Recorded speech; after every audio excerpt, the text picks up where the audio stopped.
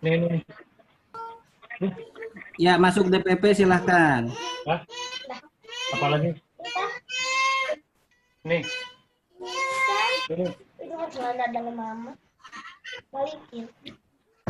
Yang lain selain DPP jangan dulu ya. Silakan DPP Pak Ko. Ciu balikin.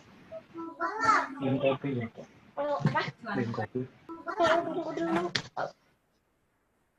Mau yang 1000-an nggak? Apa? Kopi.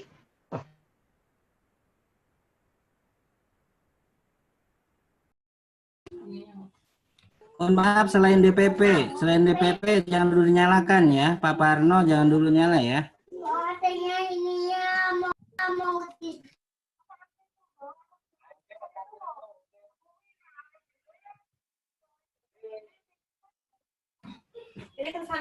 Yuk silakan. Mas, saya tak keluar dulu ya, suaranya kecil. Tak masuk lagi, Mas. Tar.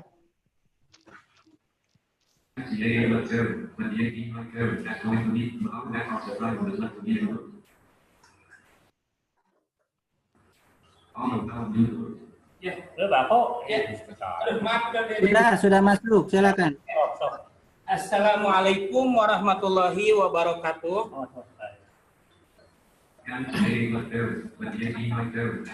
Alhamdulillahis samad alladzi lam yalid wa lam yulad. Asyhadu an la ilaha illallah wahdahu la syarikalah wa asyhadu anna Muhammadan abduhu wa rasuluh.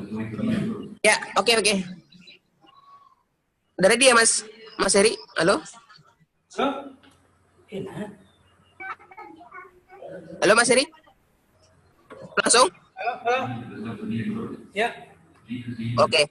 Alhamdulillahirabbil alamin.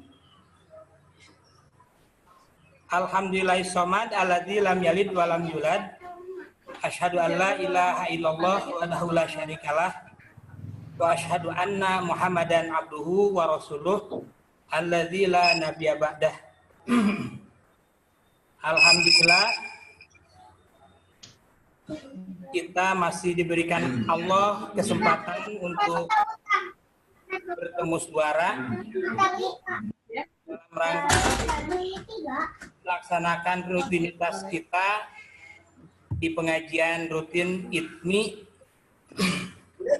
Mudah-mudahan kita ada dalam lindungan Allah Subhanahu wa Ta'ala. Kali ini kita melaksanakan secara daring dan akan dipimpin oleh Mas Akbar dari Jogja. Pada Mas Akbar, silahkan. Waktu saya persilahkan. Assalamualaikum warahmatullahi wabarakatuh. Innal hamdalillah nahmaduhu wa nasta'inuhu wa nastaghfiruh wa na'udzubillahi min shururi anfusina wa min sayyiati a'malina may yahdihillahu fala mudhillalah wa may yudhlil fala hadiyalah. Asyhadu an la ilaha illallah wahdahu la syarikalah wa asyhadu anna Muhammadan abduhu wa rasuluh alladzi la nabiyya ba'dah.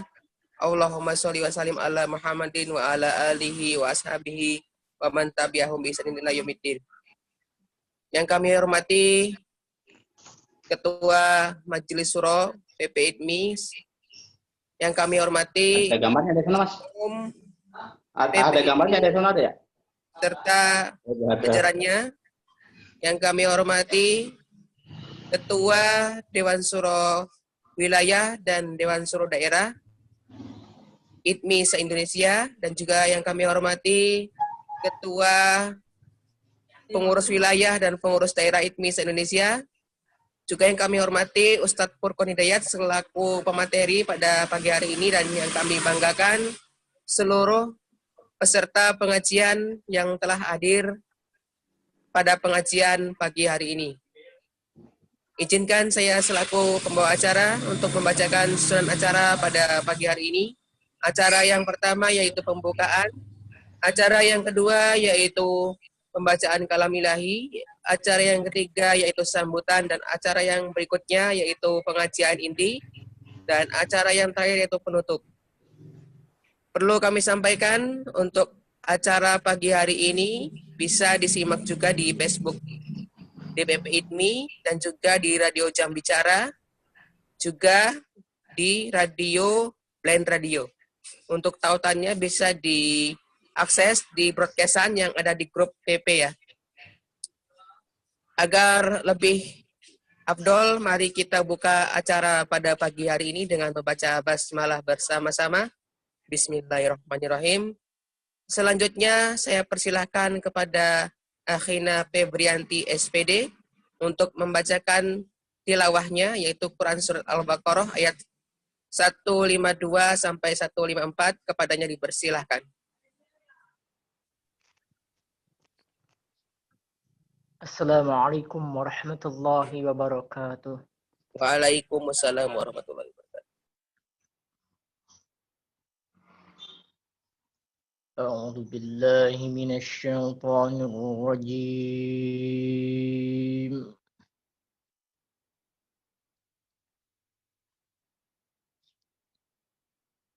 Bismillahirrahmanirrahim.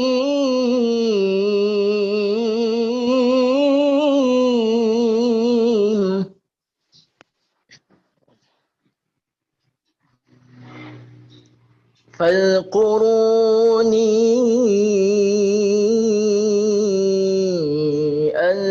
أذكركم واشكروني ولا تكفرون.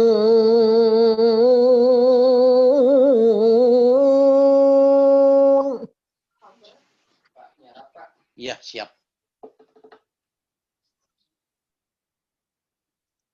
يا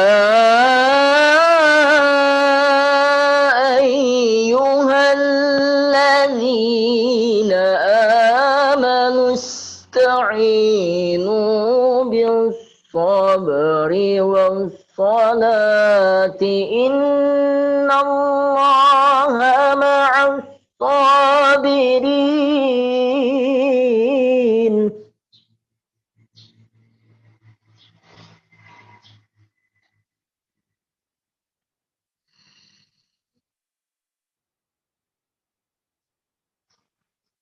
ولا تقولوا لمن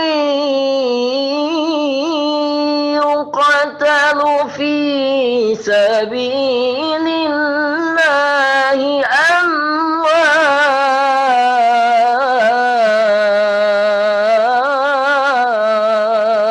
أموات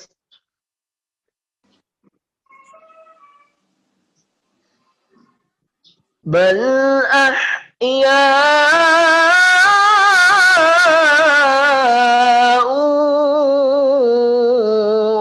ولكن لا تشعرون.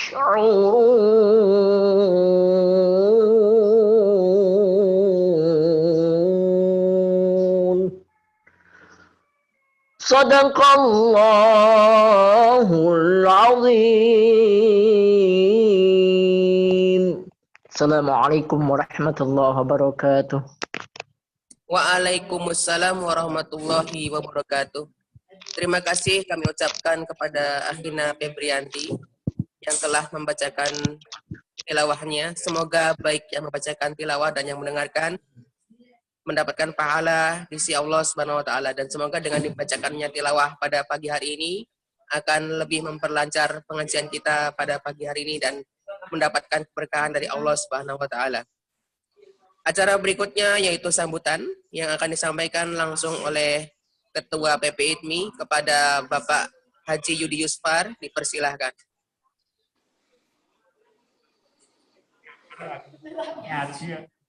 Halo Pak. Assalamualaikum warahmatullahi wabarakatuh. Waalaikumsalam warahmatullahi wabarakatuh. Alhamdulillahilladzi hadana lihadza wa ma kunna linahtadiya laula an hadanallah. Asyhadu an la ilaha illallah wahdahu la syarikalah wa asyhadu anna Muhammadan abduhu wa rasuluhu alladzi la nabiyya ba'dah. Qala Allah ta'ala fil Qur'anil Karim. A'udzu billahi minasy syaithanir rajim. Yarfa'illahu alladhina amanu minkum walladzina utul ilma darajat. Al-ayat.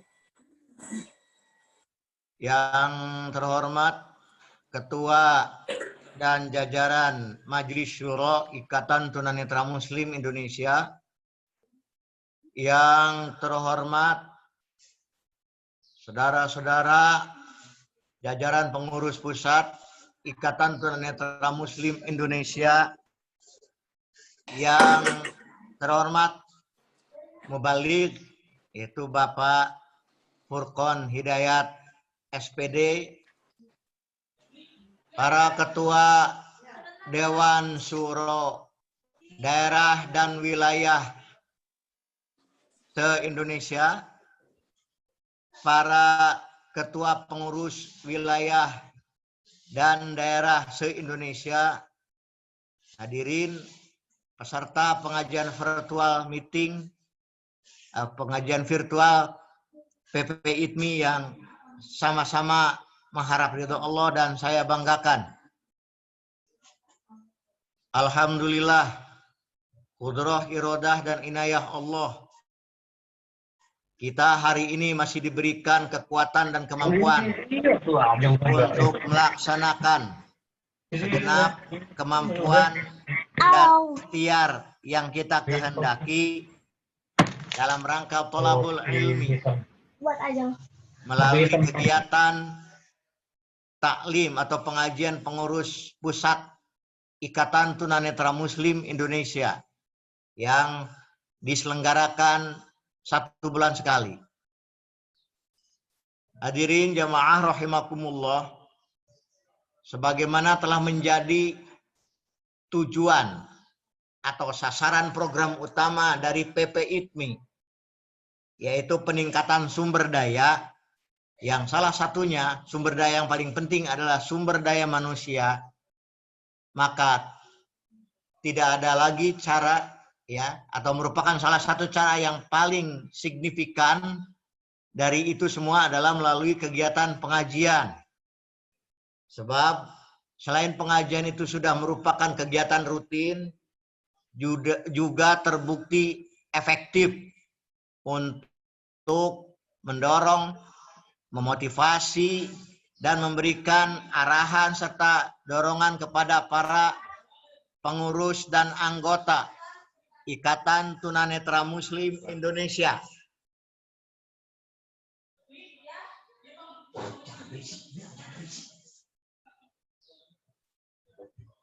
Oleh karena itu, saya harapkan supaya betul-betul kegiatan pengajian ini kita gunakan semaksimal mungkin.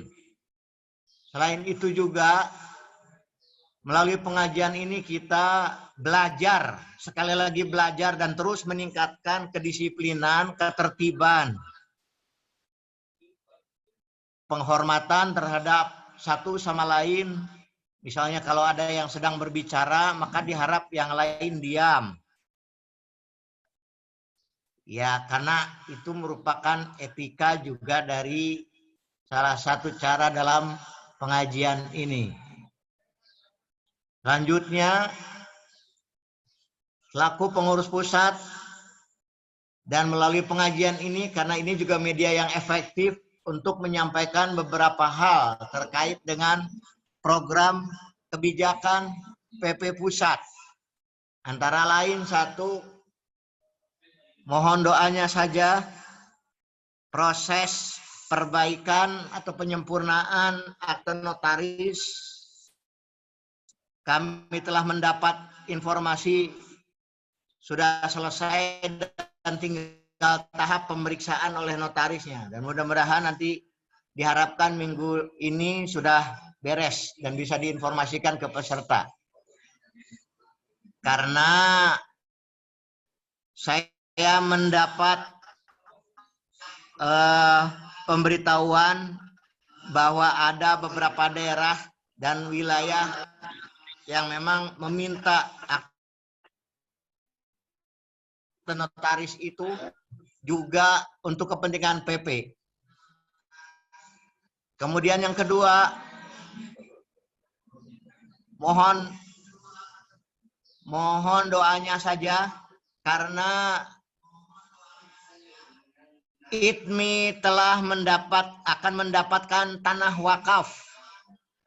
Ya, tanah wakaf dari salah seorang simpatisan seluas 700 meter persegi.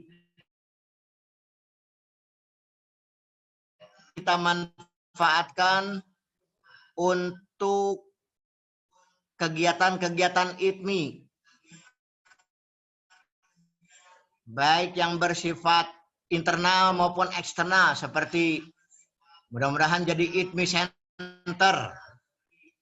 Ya, ini rezeki dari Allah. Kita tidak pernah mencari-cari, tetapi kalau memang Allah sudah karena itu saya mendorong kepada teman-teman semua untuk berikhlas-ikhlaslah dalam berorganisasi. Niatkanlah dalam berorganisasi itu hanya untuk mendapat penilaian Allah. Karena kalau penilaian Allah itu, insya Allah yang akan membalas Allah.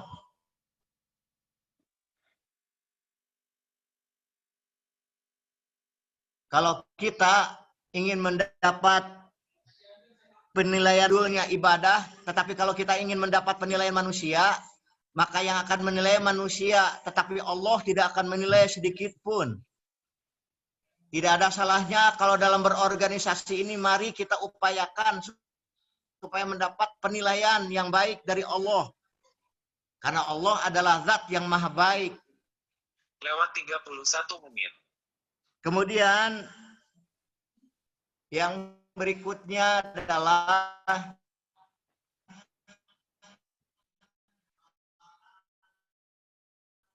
sebagai masyarakat Indonesia,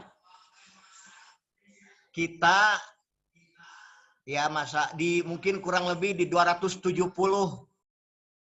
kabupaten kota atau provinsi, ya mungkin sebagian dari itu ada anggota ITMI yang ikut, yaitu pemilihan kepala daerah. Secara organisasi ITMI sudah jelas organisasi yang independen. Karena itu mohon sifat organisasi ini dibawa. Jadi tatkala saudara-saudara nanti ikut, apakah jadi tim sukses atau jadi juru kampanye, maka jangan sekali-kali membawa nama Ikatan Tunanetra Muslim Indonesia sebagai pendukung salah satu paslon. Karena itu sudah menyalahi sifat organisasi ITMI sebagai organisasi yang independen, yaitu tidak memihak pada salah satu kelompok atau kekuatan tertentu. Di samping itu, kami juga mengharapkan agar saudara-saudara menjaga kesehatan, karena tampaknya pandemik ini masih berjalan cukup lama, dan tampaknya kita belum bisa melakukan kegiatan secara langsung atau offline.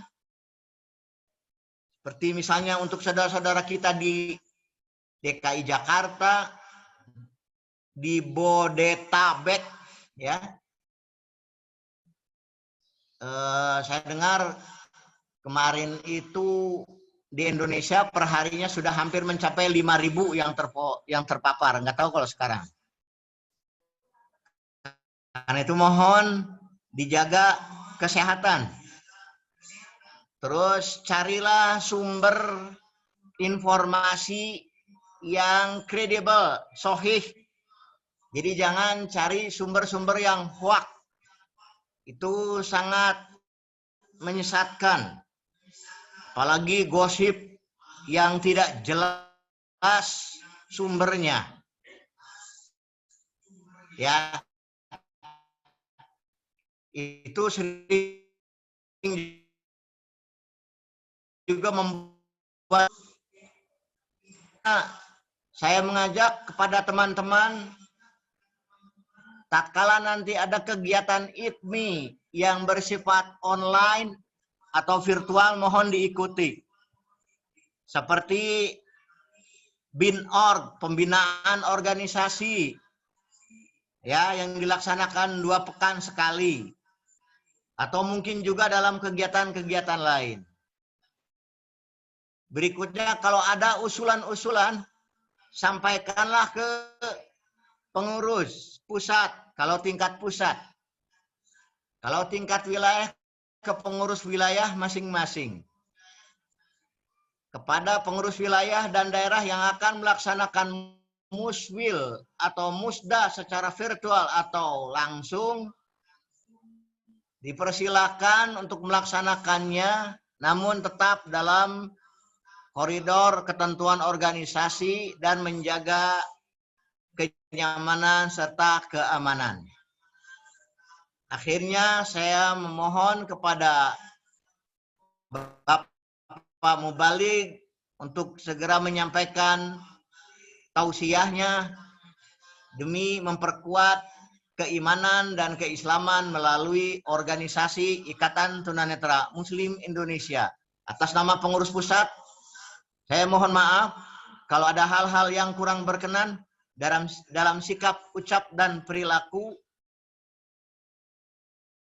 Marilah kita bersama-sama menyimak dan mohon kepada saudara-saudara ikuti ketentuan yang telah ditetapkan oleh host. Ya, jadi jangan mengaktifkan mikrofon tanpa ada instruksi, demikian pula sebaliknya. Aqulu qouli hadza wa astaghfirullah li wa lakum. Wassalamualaikum warahmatullahi wabarakatuh.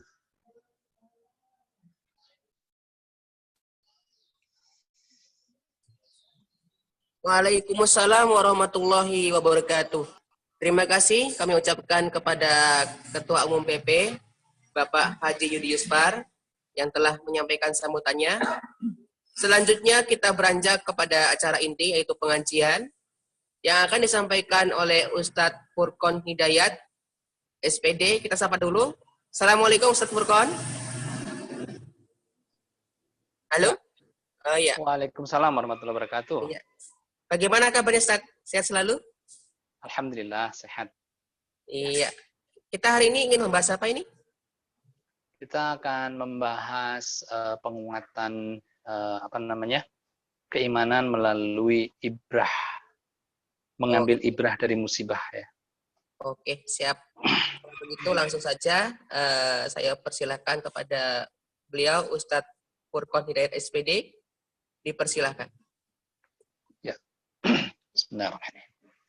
Assalamualaikum warahmatullahi wabarakatuh. Waalaikumsalam warahmatullahi wabarakatuh. Innal hamdalillah nahmaduhu wa nasta'inuhu wa nastaghfir wa na'udzu billahi min shururi anfusina wa min sayyiati a'malina may yahdihillah fala mudilla lahu wa may yudlil fala hadiya lahu. Asyhadu an la ilaha illallah wahdahu la syarika lah wa asyhadu anna Muhammadan abduhu wa rasuluhu la nabiyya ba'dah. Subhanallahi wa bihamdihi adada khalqih wa ridha nafsih wa zinata arshih wa midada kalimatih. Subhanaka la ilma lana illa ma 'allamtana innaka antal alimul hakim. Allahumma salli wa sallim ala Muhammad wa ala alihi wa sahbihi ajma'in wa man tabi'ahum bi ihsanin ila yaumiddin, amma ba'du. Qala Allah Ta'ala fil Qur'anil Karim wa huwa astaqul qailin a'udzu billahi minasy syaithanir rajim. Ya ayyuhalladzina amanu taqullaha wal tanzur nafsum ma qaddamat lighad wattaqullaha innallaha khabirum bima ta'malun. Wa qala Allah Ta'ala aidan ya ayyuhalladzina amanu ista'inu bis sabri was salah innallaha ma'as sabirin. Wa qala Nabi sallallahu alaihi wasallam ajaban li amril mu'min inna amrahu lahu khair wa laysa dzalika li ahadin illa lil mu'min in asabathu syarra'u syakara fakana khairan lah wa in asabathu dharra'u sabara fakana khairan lah. Ma'asyiral muslimin yang saya hormati, pimpinan dan anggota Majelis Syura, pimpinan dan anggota Dewan Syura di seluruh wilayah Indonesia, ketua umum dan segenap anggota pimpinan atau pengurus pusat, serta seluruh ketua dan pengurus wilayah dan pengurus daerah di seluruh wilayah Negara Kesatuan Republik Indonesia, dan segenap kaum muslimin yang dapat mengakses atau acara kita ini. Kita bersyukur kepada Allah Subhanahu wa taala atas karunia nikmat yang Allah anugerahkan kepada kita semua, sehingga kita dapat bersilaturahwah, kita berkumpul meskipun kita melakukan aktivitas ini secara jarak jauh, atau dengan kata lain secara daring atau secara online. Namun semua itu tidak mengurangi semangat dan tidak mengurangi nilai dari aktivitas kita, niat kita untuk mencapai atau mengharap dan menggapai ridha Allah Subhanahu wa taala. Salawat dan salam semoga tercurah limpahkan kepada qudwah kita, baginda Nabi Muhammad sallallahu alaihi wasallam. Begitu pula kepada keluarganya, para sahabat, dan juga para pengikutnya tabi'in, wattabi'it tabi'in hingga akhir zaman. Dan semoga kelak kita akan mendapatkan syafaatnya di yaumil akhir insyaallah. Amin. Ya Allah ya Rabbal alamin. Al-Fakir sebelumnya minta maaf ketika diberi kesempatan untuk menyampaikan atau menjadi narasumber pada kegiatan hari ini. Itu tidak berarti kalau Al-Fakir itu lebih pandai. Insya Allah di ITMI ini adalah gudangnya orang-orang yang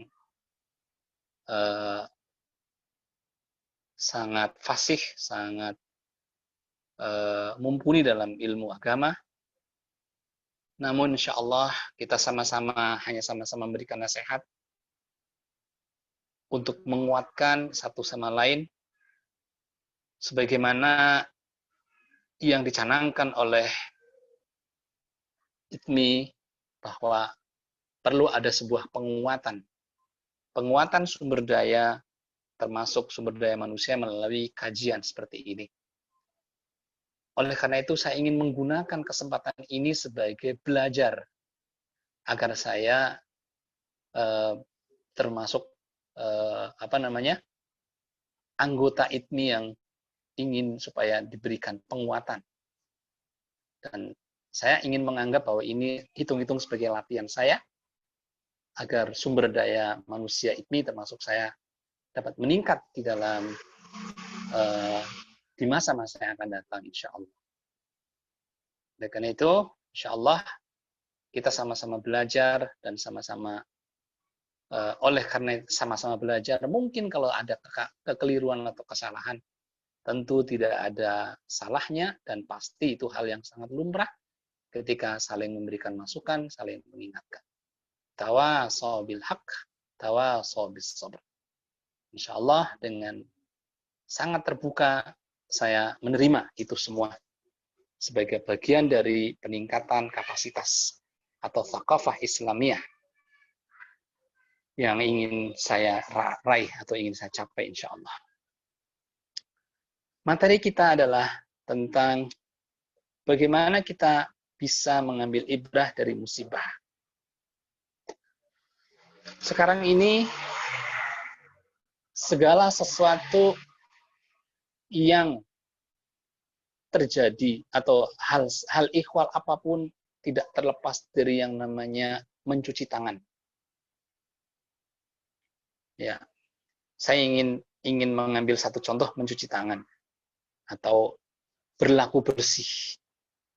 Ternyata kalau kita perhatikan dalam bab fikih, maka bab yang pertama dibahas di dalam Islam itu adalah mengenai toharah. Artinya apa? Umat Islam ini sesungguhnya sudah hatam tentang masalah toharah karena sudah begitu dibahas di dalam, baik di dalam Sahih Bukhari maupun di kitab yang lainnya.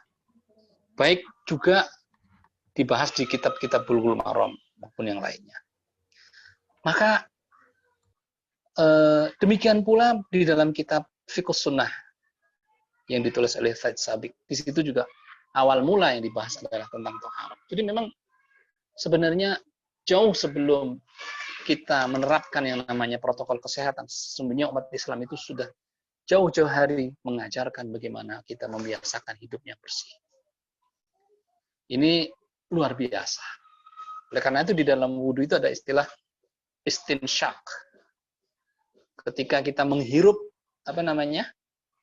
hidung kita menghirup air lalu dikeluarkan, maka itu adalah bagian dari mengeluarkan debu-debu yang ada di dalam saluran napas atau di dalam rongga hidung kita. Ini hal yang mungkin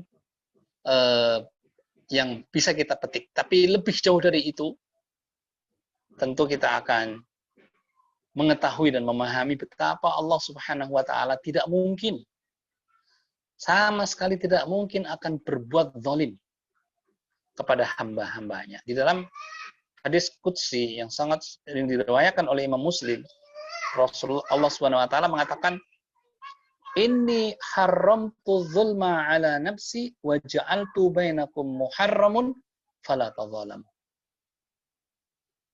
Ini Allah sendiri mengatakan, aku haramkan ya perilaku zalim atas diriku dan begitu pula aku jadikan haram untuk kalian. Maka janganlah saling menzalimi.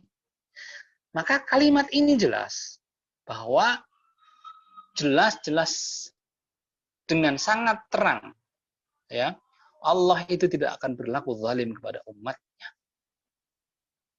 Allah tidak akan berlaku zalim kepada umatnya. Faman wajada khairan falyahmadillah wa man wajada ghaira dzalika fala yalumanna illa nafsah. Di dalam hadis itu, di akhir dari hadis yang begitu panjang itu kalimatnya begitu. Barang siapa yang mendapatkan kebaikan, maka hendaknya dia bersyukur kepada Allah. Dan barang siapa yang mendapatkan selain dari itu, maka jangan engkau menyalahkan siapa-siapa, kecuali salahkanlah dirimu sendiri. Nah ini jelas. Maka kalau kita melihat fenomena musibah yang terjadi ini, tentu kita harus kembali kepada Allah Subhanahu wa Ta'ala. Mari kita kembali. Semua seharusnya umat ini segera kembali kepada Allah. Zaharal fasadu fil barri wal bahri bima kasabat aydin nas liyudhiqahu ba'dhal ladzi 'amilu la'allahum yarji'un. Bagaimana ayat ini menjelaskan terjadinya kerusakan di daratan dan di lautan, bukan sekedar kerusakan alam semesta, tapi kerusakan mental, kerusakan akhlak, bahkan kerusakan akidah. Ya,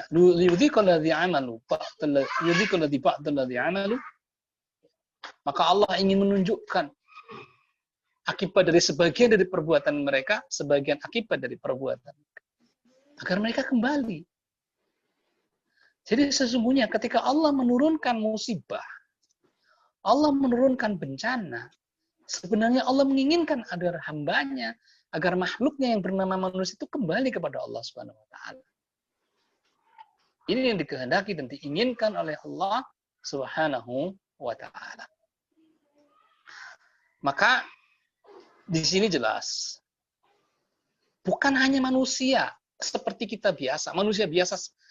Nabi pun ketika dia menyimpang dari amanat yang diterapkan atau yang diperintahkan oleh Allah Subhanahu wa taala, itu pun kemudian Nabi itu diuji oleh Allah. Ditegur oleh Allah Subhanahu wa taala. Coba kita perhatikan di dalam surat Al-Anbiya ayat 87, di mana Allah Subhanahu wa taala menceritakan atau menjelaskan kepada kita. Ini sebagai pelajaran. Wa dhannuni idh dhahabu mughadhiban fa dhanna an lan naqdir alaihi. Dan ingatlah kisah Dzunun atau kisah Yunus, Nabi Yunus, ketika ia pergi meninggalkan umatnya dengan marah. Kenapa? Kenapa Nabi Yunus meninggalkan umatnya dengan marah? Karena umatnya itu sudah 32 tahun didakwai, ya. Umatnya didakwai, diperingati, tapi tidak juga mau taat. Kemudian Nabi Yunus meninggalkan dengan marah. Wa dhanna allan naqdir alaihi. Nabi Yunus menyangka, yakin Allah tidak akan marah. Nabi Yunus dia meyakini, yakin sekali bahwa Allah tidak akan marah karenanya. Kami tidak akan memarahinya atau kami tidak akan mempersempitnya. Tapi ala kulli hal qadarullah, Allah pun kemudian mempersempit, memberikan cobaan, bukan main-main cobaannya. Kalau kita mungkin yang pernah membaca kisahnya, bagaimana Nabi Yunus itu meninggalkan umatnya, lalu ketika akan menyeberangi laut dengan naik kapal, tiba-tiba kapal itu terombang-ambing seperti terkena badai yang begitu luar biasa. Lalu oleh orang yang pinter tentang ilmu, ya, dia mengatakan kapal ini akan kembali tenang kalau ada salah satu penumpang yang harus diceburkan ke laut. Dengan cara bagaimana? Dengan cara diundi. Ketika diundi ternyata nama Nabi Yunus yang kemudian terpilih untuk dimasukkan ke dalam laut. Kemudian dilemparlah Nabi Yunus ke dalam laut. Dan di bawah sudah menunggu ikan. Dan masuklah dia ditelan oleh ikan. Nah ini pertanda. Sebenarnya setiap manusia memiliki tugas. Kalau memang dia ditakdirkan sebagai nabi, maka dia ditugaskan untuk mengajari umat, untuk menyampaikan risalah dan tidak boleh menyimpang. Maka ikatan itu dikenal dengan ikatan mitsaqan ghalidh, ikatan yang kuat. Maka tidak boleh surut seorang nabi, tidak boleh sekalipun dia surut langkahnya, ya, untuk tetap menyampaikan risalah kepada umatnya. Maka Rasulullah, perhatikan bagaimana Rasulullah sampai disiksa, dilempar sampai berdarah-darah, Rasulullah tetap bersabar untuk menyampaikan risalah. Kita pun begitu. Kita sebagai hamba Allah jelas. Ketika kita berada di dalam alam arwah, sebelum kita lahir, kita sudah dijanji oleh Allah. Perhatikanlah surat Al-A'raf ayat 172. Wa idz akhadha rabbuka min bani adama min zuhurihim wa ashhadahum anfusahum. Alastu bi rabbikum? Qalu bala syahidna an taqulu yaumal qiyamati inna kunna an hadza ghafilin. Kita sudah menyatakan ketika kita di alam itu kita ditanya, apakah engkau mengakui bahwa aku ini Tuhanmu? Ya, qalu bala syahidna, kami menjadi saksi bahwa engkau adalah Rabb kami. Ya. Kami menjadi saksi. Antaqulu yaumal qiyamati inna kunna an hadza ghafilin. Aku menjadi saksi dan mengatakan begitu agar di hari kiamat aku tidak termasuk orang-orang yang melampaui batas, orang-orang yang lalai terhadap ketauhidan Allah Subhanahu wa taala. Tapi ternyata apa? Setelah manusia itu lahir? Coba. Apakah mereka semuanya mentauhidkan Allah? Tidak. Nyatanya ada yang punya keyakinan yang lain. Mempercayai sesuatu yang tidak bisa memberikan apa-apa. Bahkan percaya Tuhan itu memiliki anak. Ya, kalau kita perhatikan di dalam Quran di surat Maryam sekitar ayat 88 itu betapa kemurkaan Allah yang luar biasa ketika Allah yang Maha Rahman itu dianggap punya anak. Wa qalu ittakhadhar rahmanu walada. Mereka menganggap bahwa Allah yang Maha Rahman itu memiliki anak, melahirkan anak. Laqad ji'tum syai'an idda, maka sungguh dia telah melakukan kemungkaran yang besar. Nah, ini gambaran dengan adanya kemurkaan itu sampai-sampai gitu. Takatus samawatu yatafattarna minhu, seolah-olah langit ingin pecah karena ucapan itu. Wa tanshaqul ardh, dan bumi ingin terbelah. Ya. Wa tanshaqul ardh wa takhirul jibalu hadda, dan gunung itu ingin runtuh, ingin meletus. Anda aulir rahmani ayyattakhidha walada. Disebabkan mereka menganggap Allah itu punya anak. Padahal dulunya waktu di alam arwah sudah janji akan berjanji akan mengesahkan Allah. Ma'asyiral hadirin,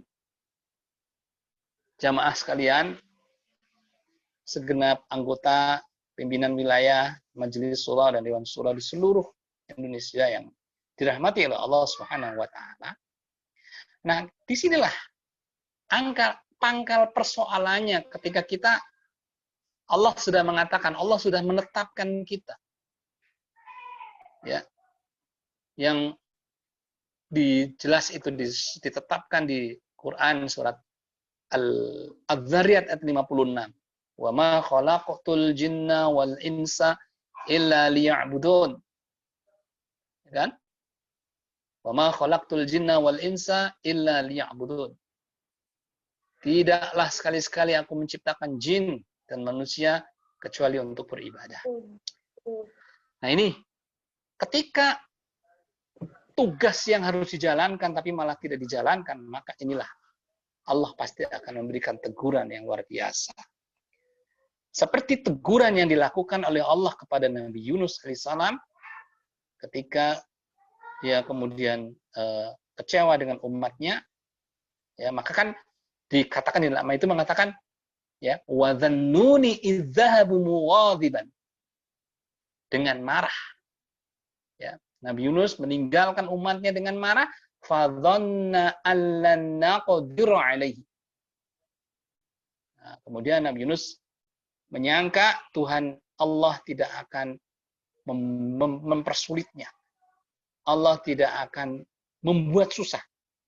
Tapi akhirnya Allah memberikan qadarullah, Nabi Yunus dibikin susah, dimasukkan ke dalam perut ikan. Maka fanada fil dhulumati an la ilaha illa anta subhanaka inni kuntu minadh dhalimin. Maka Nabi Yunus pun berseru di dalam kegelapan itu. Di mana? Di dalam perut ikan. Apa seruannya? La ilaha illa anta subhanaka inni kuntu minadh dhalimin. Di sini kita, kalau beberapa bulan yang lalu kita sempat mewacanakan, mengopinikan untuk lockdown. Indonesia mesti di lockdown. Maka Nabi Yunus sudah pernah di lockdown terlebih dahulu. Kalau bicara tentang lockdown, maka Nabi Yunus lah pernah di lockdown oleh Allah Subhanahu wa taala secara pribadi. Dan apa yang dilakukan oleh Nabi Yunus ketika dalam perut?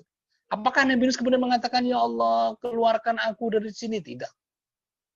Nabi Yunus cukup dengan doa tadi. La ilaha illa anta subhanaka inni kuntu minadh dhalimin. Ya. La ilaha illa anta subhanaka inni kuntu minadh dhalimin. Apa artinya? La ilaha illa anta. Tidak ada ilah yang berhak disembah kecuali engkau. Subhanaka, maha suci engkau. Inni kuntu minadh dhalimin. Sesungguhnya keadaanku ini termasuk orang-orang yang zalim. Nah, maka disinilah ternyata Allah dengan kalimat doa itu Allah kemudian memperkenankannya. Fastajabna lahu wa najjaynahu minal gham.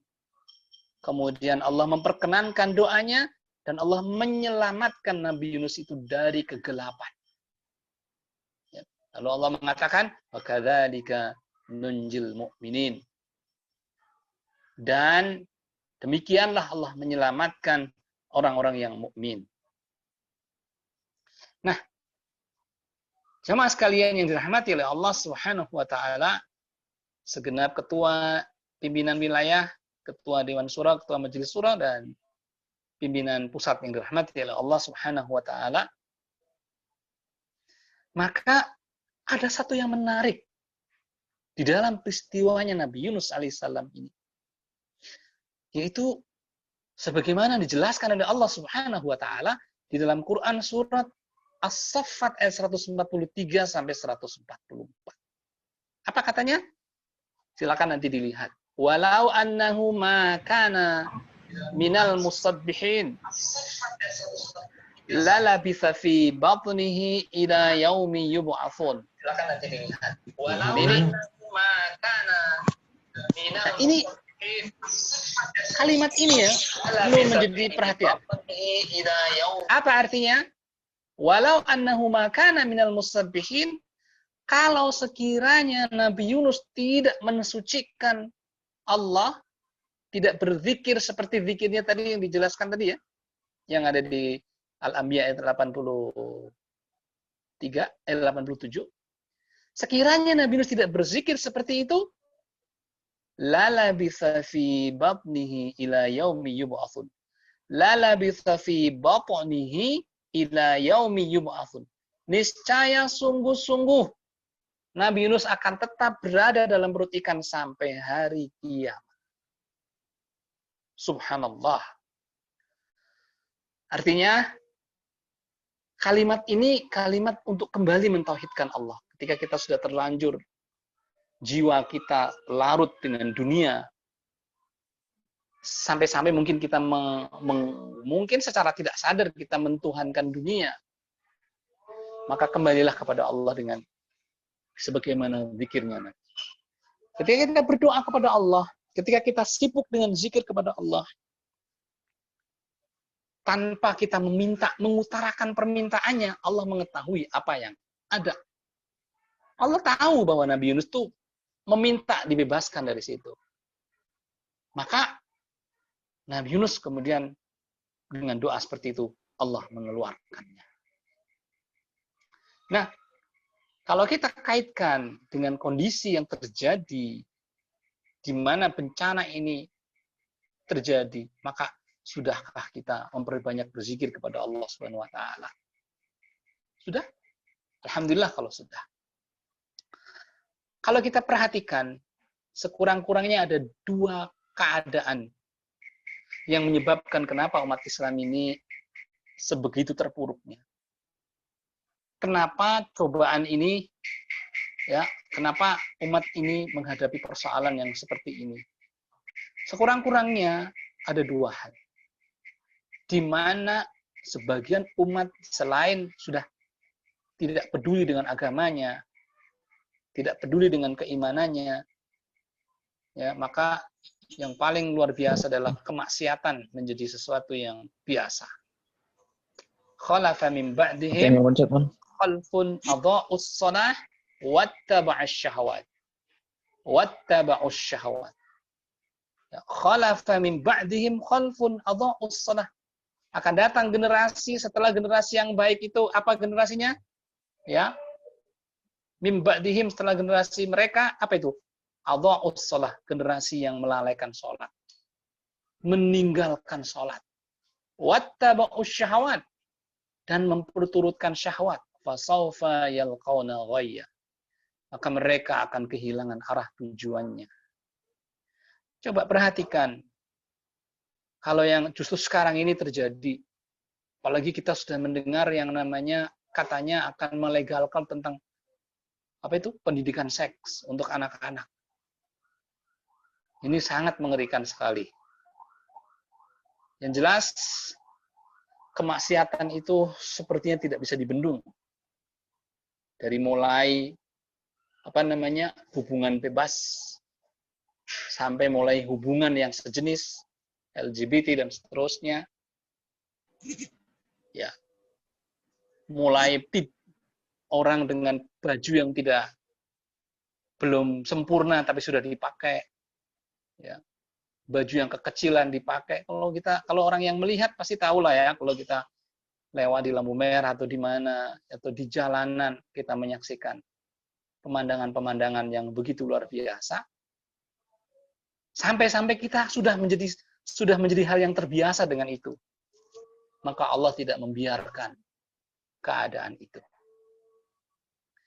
Maka inilah yang menyebabkan pasti tentu saja Allah memiliki alasan ketika Allah menurunkan bencana ini. Lalu fenomena yang kedua yang terjadi adalah kita sudah mulai tergagap.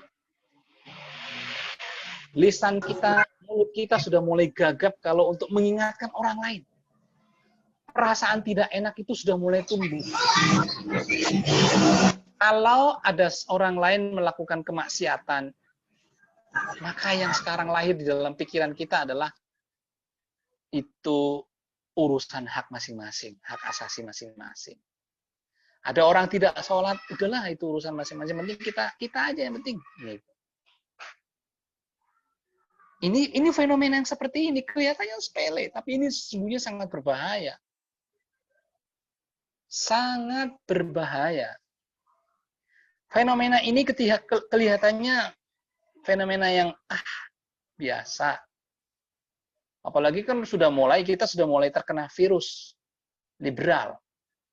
Ya, secara tidak langsung kita sudah terkena. Karena apa?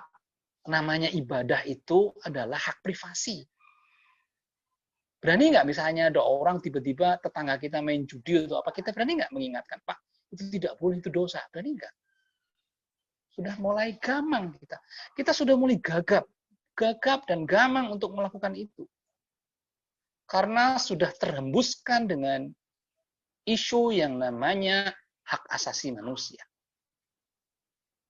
Sehingga kita tergagap itu. Kita tidak berani mengingatkan saudara kita yang berbuat salah. Dan inilah yang menyebabkan Allah mendatangkan musibah. Perhatikan sabda Rasulullah SAW.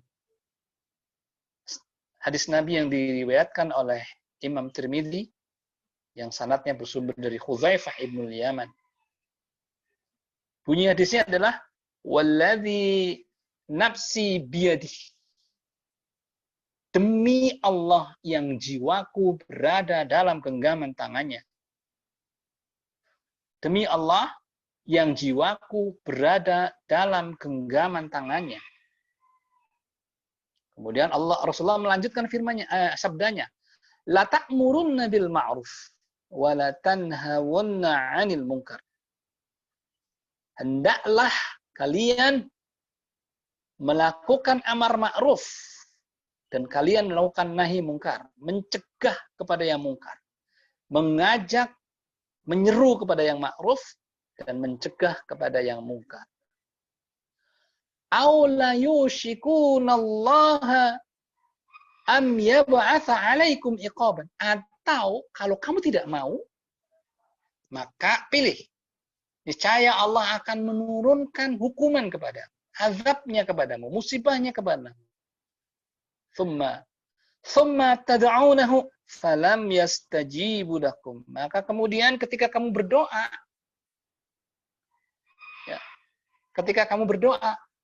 falam yastajibu lakum, maka Allah tidak akan mengabulkan doa. Secara umum Allah jelas, ya, ketika hambanya berdoa, Allah akan mengabulkan doanya. Wa qala rabbukum ud'uni astajib lakum. Ya kan? Di dalam surat Ghafir ayat 60 dikatakan seperti itu. Tapi ada sebab-sebab yang menyebabkan doa itu menjadi tidak dikabulkan. Doa itu terhalang, terhijab dengan itu semua. Salah satu yang menjadi penyebab doa tidak dikabulkan adalah seperti yang dikatakan atau disabdakan Rasulullah SAW adalah ketika kita sudah meninggalkan amar ma'ruf nahi munkar. Ketika amar ma'ruf nahi munkar itu sesuatu yang tidak enak hati. Perasaan tidak enak hati untuk ngasih tahu temannya. Tidak enak hati untuk mengajak temannya kepada kebaikan. Tidak enak hati melarang atau mencegah temannya melakukan kemaksiatan. Tidak enak hati dan seterusnya dan seterusnya. Nah, inilah yang menjadi sebuah keprihatinan kita dan saya pribadi juga. Bagaimana caranya kita punya metode apa yang bisa kita lakukan untuk bisa melakukan itu. Sekurang-kurangnya kita melakukan itu dengan ya tidak mungkin kita bisa mencegah dengan kekuatan kita karena kita bukan penguasa.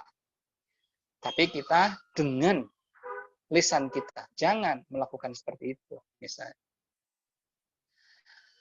Oleh karena itu di dalam hadis dikatakan man ra'a minkum munkaran falyughayyirhu biyadihi ya. Fa illam yastati fa bilisani wa illam yastati fa biqalbi wa dzalika adhaful iman. Ini punya hadisnya. Jika kamu menyaksikan adanya kemungkaran falyughayyirhu biyadihi, maka rubahlah kemungkaran itu dengan tanganmu.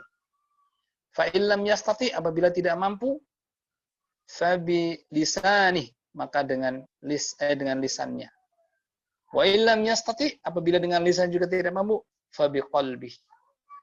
Dan dengan hati itu, kata Nabi, wa dzalika, yang demikian itu adhaful iman, paling lemahnya iman. Tapi kita masih punya iman, walaupun bagaimanapun juga. Dalam hatinya kita tidak setuju.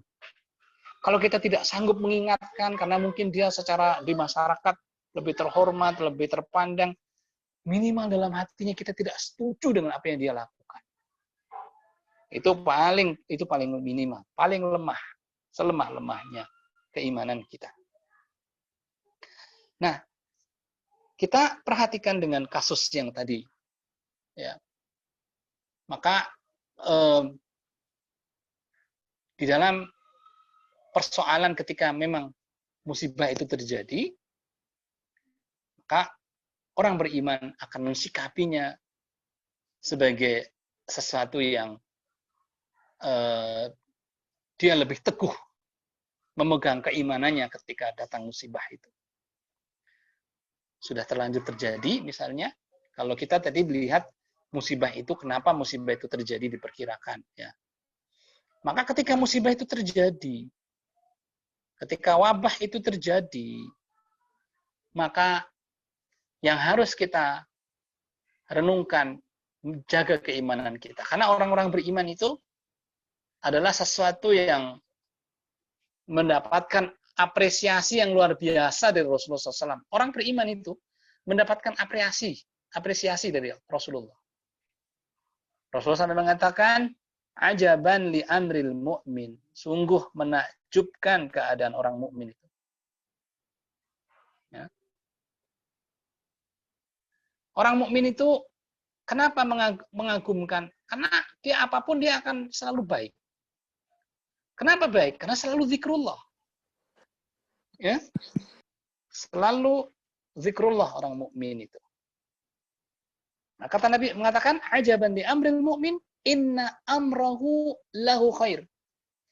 Karena sesungguhnya semua urusannya itu baginya itu baik. Sampai-sampai Rasul mengatakan, walaysa dzalika li ahadin illa lil mu'min. Ini tidak terjadi kecuali khusus untuk orang mukmin.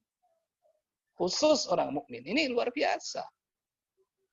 Wadzalika li ahadin illa walaysa dzalika li ahadin illa lil mu'min.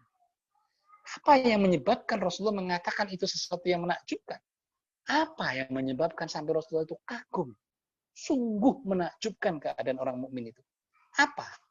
Yang pertama, in asabathu syarra'u syakara fakana khairan lah.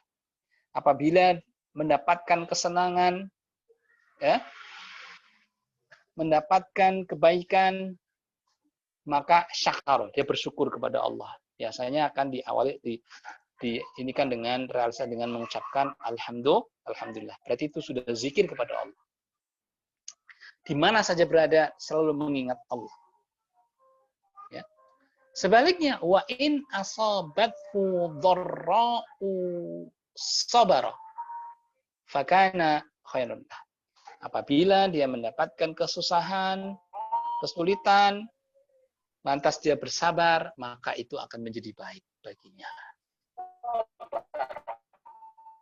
Mungkin kita akan mengatakan, kok dikasih kesulitan kok baik? Baik. Untuk orang mukmin itu baik. Tetap itu akan bernilai baik.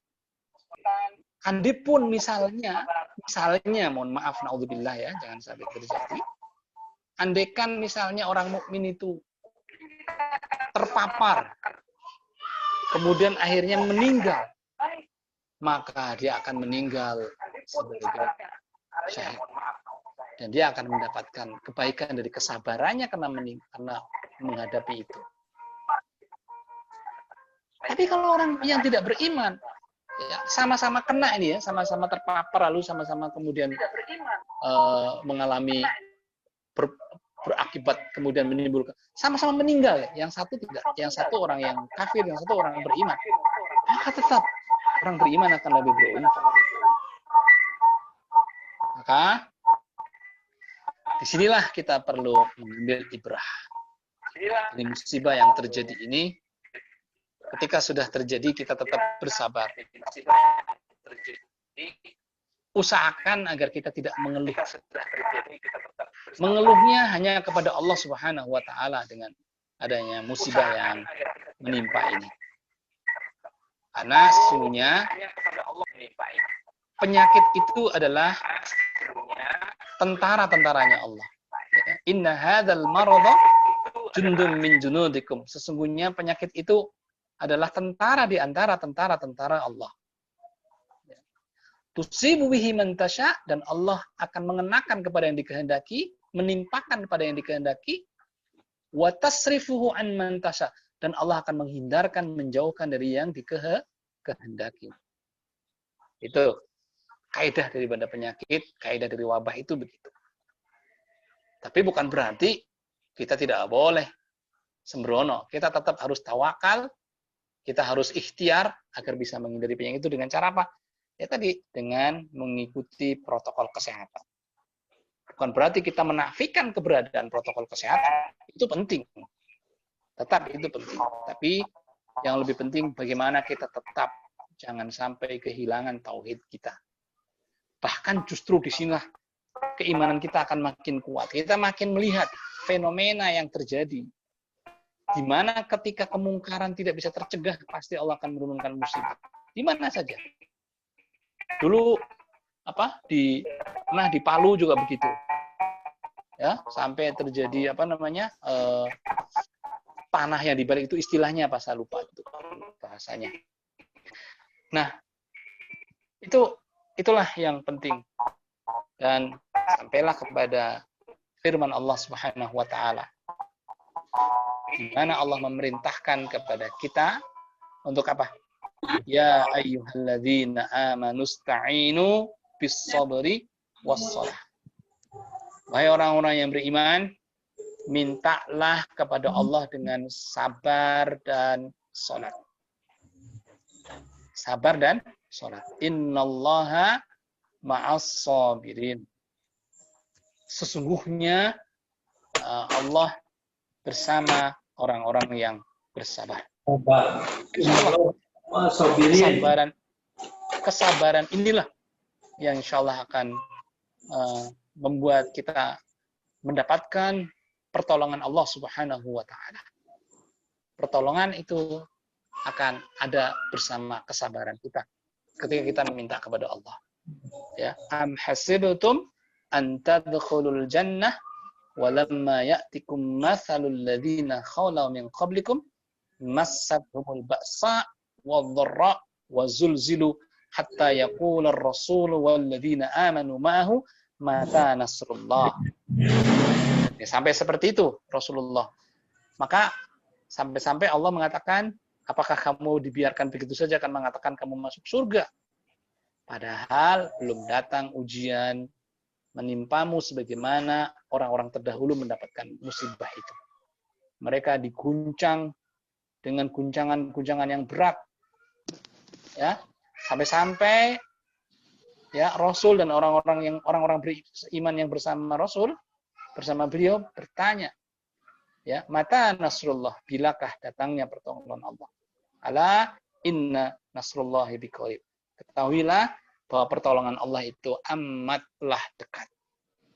Maka mari kita, sudah saatnya kita mencoba untuk bersabar. Penguatan keimanan ini, kita memang perlu mengambil pelajaran dari musibah ini. Karena setiap kita pasti akan mengalami musibah. Setiap kita pasti akan mengalami musibah. Apakah itu sakit, apakah itu sampai mungkin puncaknya kematian. Karena setiap musibah itu akan menyebabkan dihapusnya atau ditebusnya dosa-dosa kita. Hatta syaukati yushakuha illa kaffarallahu bihi min khotoyah. Sampai-sampai hanya tertusuk duri, maka ketika kita sabar dengan itu, maka hatta syauka kafarallahu biha min khotoyah. Niscaya Allah akan melebur, ya, menghapus dosa-dosa dengan adanya musibah yang menimpa kita. Nah, ini mungkin sebagian dari apa yang saya sampaikan. Mudah-mudahan bisa menjadi penghayatan kita dengan baik. Ya, ketika kesabaran itu sudah sampai pada puncaknya, dan ketika kita disibukkan dengan berzikir kepada Allah, maka perhatikanlah Nabi Ayub alaihissalam dalam berdoa. Ya kan? Nabi Ayub berdoanya cukup, ya, anni massaniya dzurru wa anta arhamur rahimin. Ya, wa ayyuba idnadahu rabbahu, dan ingatlah kisah Ayub ketika Nabi Ayub itu berseru kepada Rabb-nya, ya, anni massaniya dzurru wa anta arhamur rahimin. Ya Tuhanku, aku ditimpa oleh penyakit yang luar biasa. Sepertinya setan benar-benar menggangguku, ya Allah. Dan Engkau adalah Maha Rahman, Maha Penyayang di antara para penyayang. Maka Allah pun segera memperkenankan. Kalau kita lihat di dalam doa-doa para nabi itu, Allah selalu memperkenankan doanya. Ya, maka percayalah, ya, ketika kita menghadapi seperti ini, ya, insya Allah Allah akan memperkenankan doa kita. Selama kita terus berdoa, kembali mentauhidkan Allah, sadari bahwa kita ini orang zalim, mungkin kezaliman kita banyak, ya, zalim karena kita membiarkan orang lain berbuat kemungkaran, itu juga bisa zalim. Zalim karena mungkin kita kurang amanah, itu juga bisa. Jangan, karena keterbatasan kita mohon perlindungan kepada Allah Subhanahu wa taala. Semoga ini bisa menjadi pencerahan, dan saya yakin Bapak Ibu, ya, para hadirin sudah paham tentang masalah ini. Ini hanya sekedar menambah atau mengingatkan saja. Demikian saya kembalikan kepada pengatur acara. Assalamualaikum warahmatullahi wabarakatuh. Waalaikumsalam warahmatullahi wabarakatuh. Terima kasih kami ucapkan kepada Ustadz Furqan Hidayat, SPD. Menarik sekali tema pada hari ini, ya. Tentunya iman itu penting, ya, karena semakin tebal keimanan kita sebagai hamba Allah, maka akan semakin mempertebal kesabaran kita dalam menghadapi segala ujian. Karena setinya orang yang beriman itu dalam surat Al-Anfal dijelaskan, wa idza tuliyat alaihim ayatu zadatuhum imanan. Apabila dibacakan ayat-ayat Allah, yaitu ayat-ayat Allah ini tidak hanya berupa ayat-ayat kauniyah saja, tetapi juga ayat-ayat kauniyah, termasuk musibah ini merupakan ayat kauniyah. Jadi orang yang bisa mengambil ibroh dari musibah ini, sejatinya akan semakin mempertebal keimanan kepada Allah Subhanahu wa taala. Baik, Bapak Ibu yang dirahmati Allah, bagi yang ingin bertanya bisa mengakses fitur raise hand ya di opsi more option ya nanti, atau mungkin bisa langsung bersuara ya gitu ya, mau raise hand atau bersuara gitu ya. Mungkin nanti host akan membuka mic-nya ya gitu ya, gitu. Jadi nanti untuk yang ingin bertanya bisa raise hand, nanti sebutkan nama dan asalnya dari mana dan pertanyaannya apa. Dan untuk yang di radio juga bisa bergabung ya, nanti kalau ingin bertanya dipersilakan sebutkan nama dan asal dari mana. Kita buka sesi pertama untuk 3 penanya. Waktu kita sampai jam 11, masih ada waktu sekitar berapa ini? 25, sekitar 35 menitan ya, gitu. Silakan mau bagi yang bertanya, sesi pertama kita buka untuk 3 penanya. Silakan. Assalamualaikum. Halo, dengan siapa? Waalaikumsalam. Dengan Abi Hilman dari Pawang Salam. Suaranya agak putus-putus. Sekali lagi. Oh iya, Ustaz. Dia dengan Abi Hilman dari Pawang. Oke. Pak Abi Ilman ya, nggih. Silakan, Ustaz. Iya, Pak. Assalamualaikum dan semua sahabat-sahabat sekalian ini dan pengurus ini dari mulai ketua hingga daerah di Indonesia. Ini emang nggak kedengeran suaranya ya? Iya, agak putus-putus. Bentar. Pak Abi Ilman coba sinyalnya di Bergeser.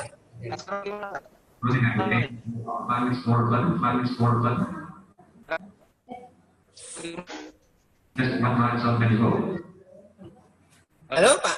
Assalamualaikum. Oh, salam. Pak Abi? Ya, ya. Ya, ayo, silakan. Jadi,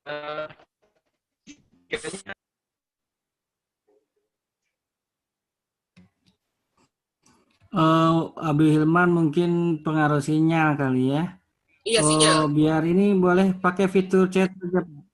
Ya, di chat aja, Kalau Pak. tidak Abi bergeser, bisa pakai fitur chatnya. Oke, sambil nunggu Abi Hilman, boleh yang lain dulu. Yang lain silakan bersuara atau raise hand atau chat ya, silakan.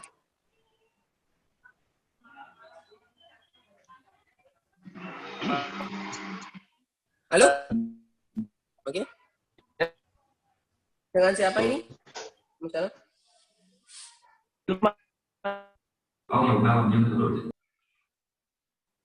Sinyal. Ya, sinyalnya belum beres. Mas Akbar, ini di Ya, Pak Kok. Ya di DPP. Halo?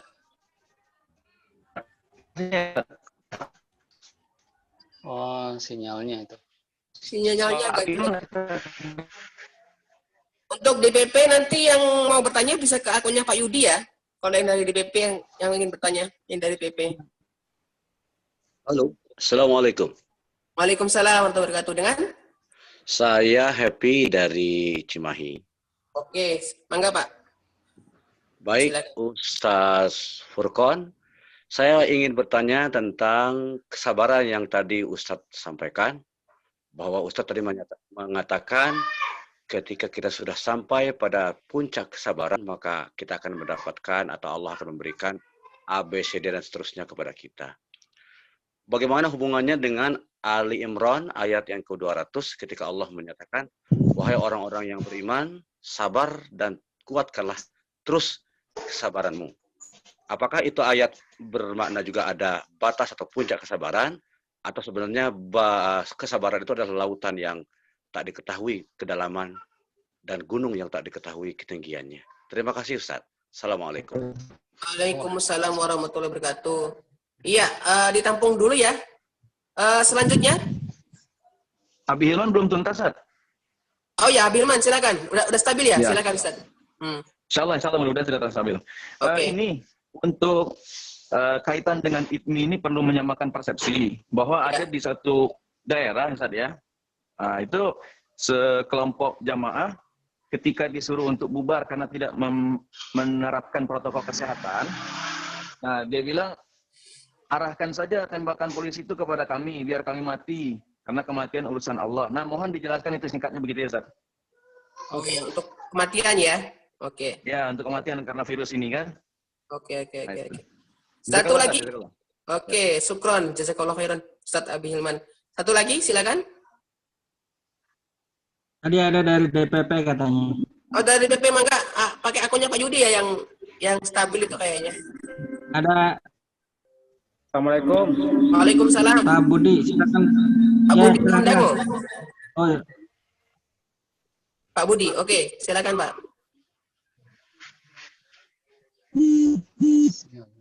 Halo?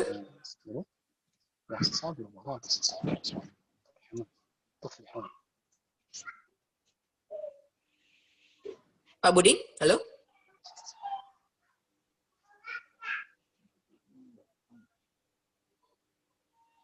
Mas Heri ini kalau nggak ada suaranya nih, Pak Budinya mana nih? Oke, sudah nyala. Silakan DPP. Oke. Mangga. Mangga, Pak. Oh iya. Halo. Aduh. Ya, tuh sok. Halo? Masuk DPP. Masuk.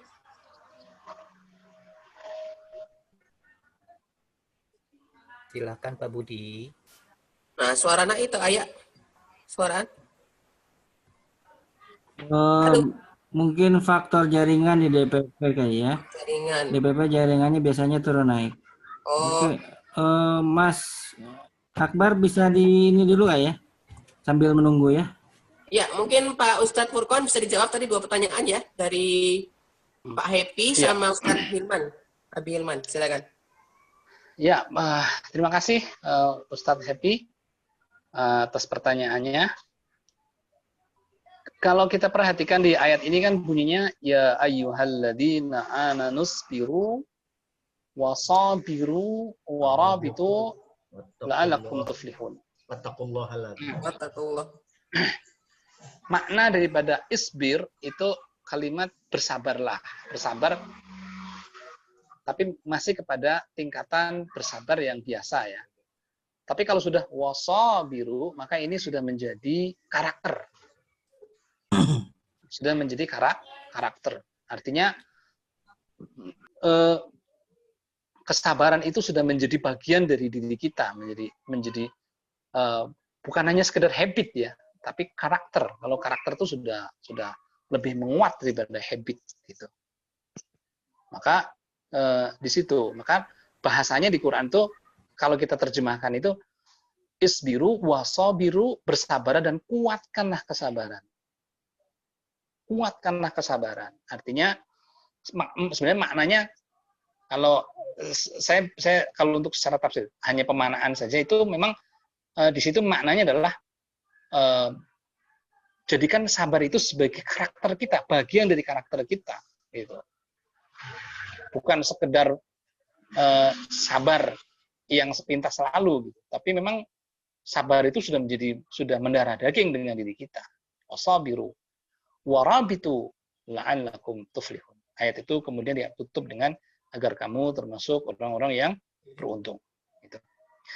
Kemudian yang kedua, ini adalah pemahaman yang keliru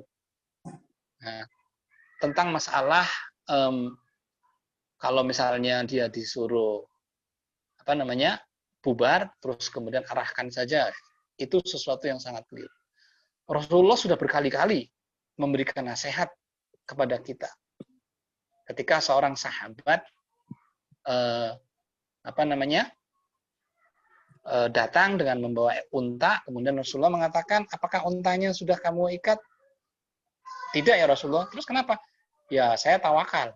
Nah, ini namanya salah. Kalau yang benar adalah ikat dulu ontanya. Tapi ketika onta sudah diikat ternyata ontanya tetap lari, ya yang penting kita sudah bertawakal. Ada batasannya gitu loh. Ada ketentuannya, tidak kemudian dengan secara sembrono kita mengatakan udah kalau sudah waktunya mati ya mati. Tidak seperti itu. Ada ikhtiar yang harus kita lakukan, kita melindungkan diri kepada Allah Subhanahu wa taala. Ya kan, perhatikan bagaimana Rasulullah SAW itu sebegitu khawatirnya, ya kan? Kalau Allah tidak memberikan pertolongan gitu loh, ketika perang Badar. Kita perhatikan waktu perang Badar itu malamnya Rasulullah berdoa dengan begitu luar biasa. Pak, dalam doanya itu saya mengatakan, ya Allah, penuhi janjimu ya Allah, penuhi janjimu ya Allah, penuhi janjimu ya Allah. Kalau seandainya pasukan Badar ini engkau kalahkan, engkau tidak akan disembah lagi. Sampai seperti itu Rasulullah. Kekhawatiran. Tapi kok ini ada kita manusia, Rasul bukan gitu ya. Kok sebegitu yakinnya gitu dengan adanya pertolongan Allah. Sebelum kita berikhtiar untuk menghindari itu gitu. Jadi tetap sebagai manusia kita tetap berikhtiar. Sama ketika bicara tentang rezeki, bicara tentang ilmu, segala sesuatu terus upayakan. Nah itu mungkin penjelasannya saya begitu. Tinggal bagaimana nanti bisa disampaikan kepada teman-teman kita, rekan-rekan pengurus IPMI di daerah atau di mana saja gitu. Itu barangkali jawaban saya, Mas Akbar. Iya, terima kasih untuk Ustadz Furqon. Silakan untuk sesi kedua, 3 penanya lagi. Dari radio ada nggak dari radio? Dari radio ada? Tidak ada? Oke, untuk jamaah yang meeting room. Hah? Coba di meeting room dulu. Tadi DPP, gimana DPP? Dari DPP tadi yang terhambat tadi, Pak Budi. DPP? Ada gangguan itunya pada sinyalnya. Ini Pak, ada DPP satu nih. Ya, ada DPP tuh. Siapa? Pak siapa? Pak Asep, Pak. Asep Kosasi. Pak Asep Kosasi, mangga Pak, mangga. Yang saya tanyakan Pak, kaitan dengan ayat la yughayyiru ma biqaumin bila bi anfusikum. Nah, Allah tidak akan merubah nasib seseorang sehingga orang tersebut yang merubah nasibnya. Kaitan dengan musibah yang kita alami sekarang, apakah itu ada intervensi dari manusianya sendiri, Pak? Oke. Terima kasih. Oke, terima kasih. Tampung dulu ya. Lanjut, ada lagi dari meeting room?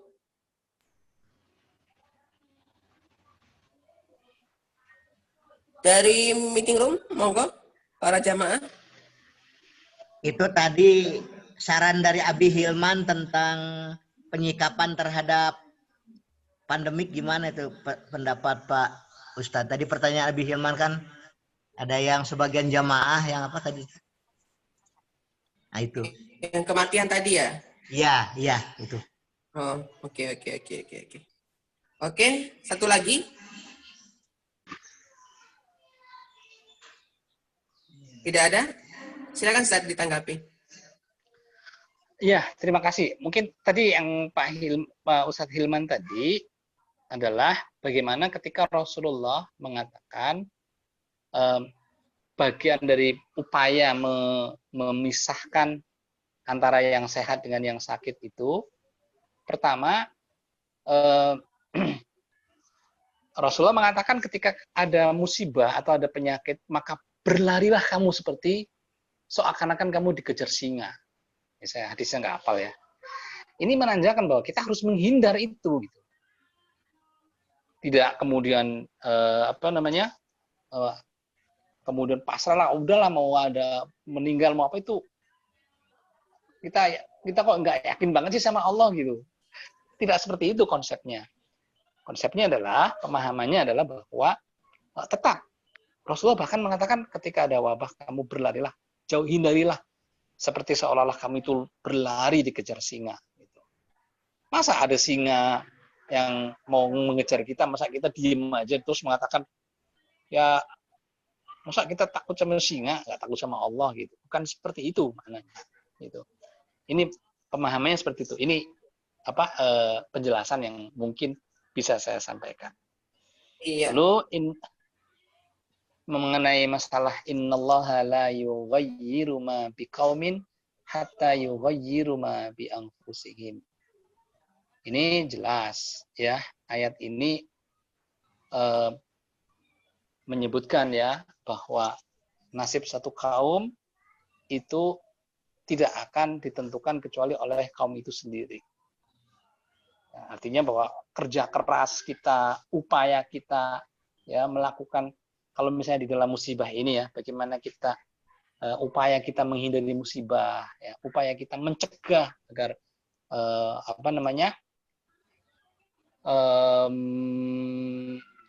istilahnya kurva daripada penyebaran COVID-19 ini bisa dicegah. Ya, itu ada, secara ilmiah itu ada. Masalahnya kita mau nggak melakukan itu. Gitu. Secara ilmiah ada kurva yang namanya wabah, dan Rasulullah sudah memberikan gambaran. Ketika ada wabah, ketika taun terjadi ya, ketika ada wabah terjadi di satu kaum, maka yang di dalam jangan keluar, yang keluar jangan masuk. Gitu. Itu sebenarnya dalam rangka untuk memutus mata rantai supaya kurvanya itu semakin datar, semakin turun. Gitu. Itu secara ilmiah bisa dipelajari. Oleh karena itu, kenapa kemudian ayat ini berlaku untuk masalah ini? Nah, di zaman Rasulullah, di zaman Umar bin Khattab kalau tidak salah, pernah satu saat terjadi wabah taun. Kemudian bahkan 2 gubernurnya meninggal kan. Kemudian ketika gubernur itu dilanjutkan oleh Amr bin As, maka semua warganya dipisahkan satu dengan yang lain, tidak boleh ketemu gitu. Maka dalam sekian tahun wabah itu kemudian mereda, hilang karena mata rantainya putus. Nah, sekarang misalnya kan kita secara ilmiah jelas ya bahwa yang namanya virus itu bisa dihindari kalau mata rantai penyebarannya itu diputus. Tapi ketika itu ternyata tidak diindahkan, maka perkembangannya atau penyebarannya semakin tidak terkendali, yaitu berarti bukan salah siapa-siapa, karena kita tidak mau melakukan tadi sunatullah yang disampaikan di dalam Quran itu. Innallaha la yughayyiru ma bi anfusihim. Innallaha la yughayyiru ma biqaumin hatta yughayyiru ma bi anfusihim. Itu. Kira-kira seperti itu sih gambarannya. Wallahu a'lam bishawab. Oke, terima kasih Ustadz Furqon. Sesi pertanyaan terakhir, 3 penanya dari radio, ada nggak? Dari radio? Nah, tidak ada. Dari meeting room, silakan. 3 orang ya, lagi. Saya. Dengan siapa? Mungkin perkenalkan, nama saya Wildan Aulia Rizky Rahmat dari PDI Sleman. Oh ya, Ustadz Wildan, silakan. Ya, terima kasih Mas Bar. Saya ingin bertanya kepada Ustadz Furqon Hidayat SPD. Itu Ustadz. Ya, tadi kan Ustadz menyebutkan itu ya, hadis yang intinya itu kalau ada sakit kita harus menghindar gitu ya. Nah, pada masa sekarang ini kan kita sudah mengalami era teknologi. Nah itu sekarang atau mungkin teman-teman semua juga sebentar pernah tahu berita juga bahwa banyak teman atau umat Islam yang terkena virus ini dan mereka malah mengalami perundungan gitu atau pengucilan seperti itu kan. Nah itu kira-kira Islam sendiri memandang bagaimana? Padahal kalau secara psikologis itu orang sakit itu kan perlu penguatan ya agar dia tetap tabah, tetap kuat menjalani masa-masa sakitnya gitu. Jadi bagaimana Islam sendiri ini memberikan support agar umat yang terkena virus corona ini bisa tetap semangat untuk terus menjalani hidup, berperang melawan penyakit yang dideritanya seperti itu. Ya mungkin itu aja pertanyaan dari saya gitu, Ustadz. Terima kasih. Ya, terima kasih Ustaz Wildan. Selanjutnya ada lagi, silakan. Assalamualaikum, Ilham. Waalaikumsalam. Dengan siapa ini? Ilham dari Bandung. Ilham. Silakan Ustaz. Pak Ustadz, Assalamualaikum Pak Ustadz. Ya. Waalaikumsalam. Saya ingin bertanya bahwa tadi Ustadz menyampaikan bahwa kita harus ada yang diucapkan innallaha ma'as-sabirin, artinya kita harus selalu bersabar ya. Kemudian kita juga harus tawakal dan harus berdoa. Di jamaah kami ini juga ada yang mengatakan, kita tidak usah berdoa, Allah sudah tahu apa yang kita mau, begitu Pak Ustadz. Jadi memang ada juga yang merasa kebingungan. Di sisi lain kita harus ada tuntunan untuk berdoa, memohon, meminta. Di sisi lain kita tidak usah bertanya tidak usah berdoa karena Allah sudah tahu apa yang kita mau. Bagaimana untuk menyikapi hal-hal seperti itu, Pak Ustadz? Sedangkan contoh-contohnya banyak sekali. Nabi Yunus pun berdoa, Rasulullah pun berdoa. Kemudian yang pertanyaan yang selanjutnya, kan kita ini sudah merupakan ketentuan dari Allah bahwa kita harus begini, kita harus begitu. Pertemuan kita di Zoom ini pun sudah merupakan satu ketentuan dan izin dari Allah Subhanahu wa taala. Kemudian kalau begitu ya benar yang mereka katakan, ya sudah kita tidak usah berdoa. Tetapi kami mempunyai satu keyakinan bahwa kita harus meminta. Dan sedangkan umur kita pun sudah ditentukan dari sana bahwa umur kita sekian nanti akan meninggal seperti itu. Dan sedangkan kita ada tuntunan untuk berdoa bahwa kita pengen panjang umur, begitu Pak Ustadz. Nah pertanyaannya, apakah ada hak, apakah Allah akan merubah bahwa kita sudah memohon, merubah bahwa umur kita sekian akhirnya bisa ditambah, seperti itu Pak Ustadz. Assalamualaikum warahmatullahi wabarakatuh. Iya, waalaikumsalam warahmatullahi wabarakatuh. Terima kasih Ustaz Ilham. Satu lagi, silakan terakhir. Ada yang sudah mengintip-ngintip, silakan. DPP ya? Saya dari DPP. Enggak. Dengan siapa? Unan Sungkawa. Oh, ya Ustaz Unan, silakan.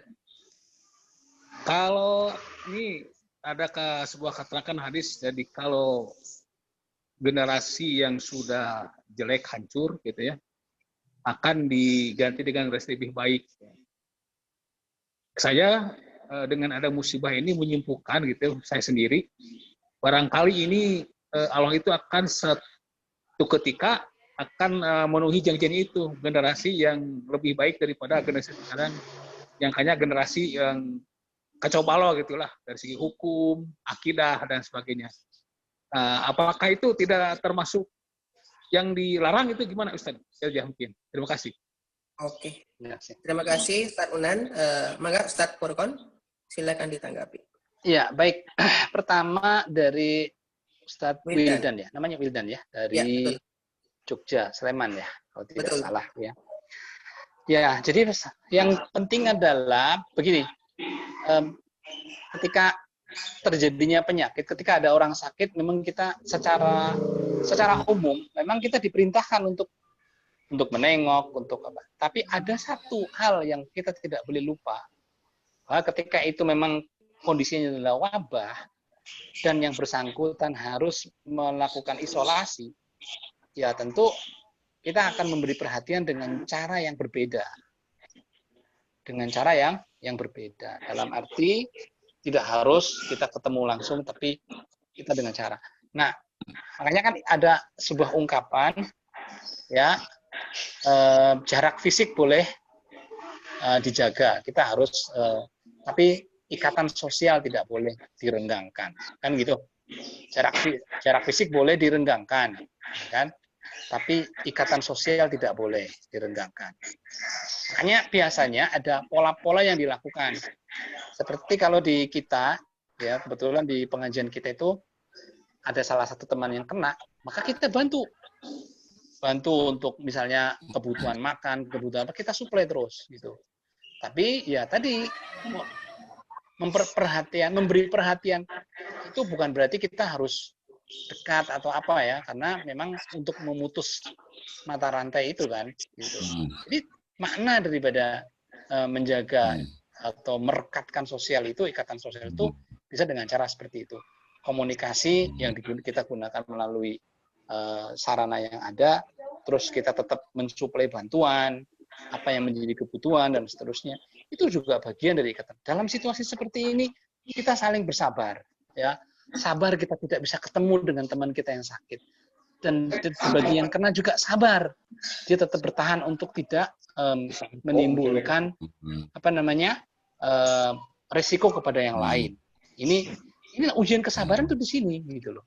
Bukan berarti ikatan sosial atau kita orang sakit itu terus diberikan hiburan, betul.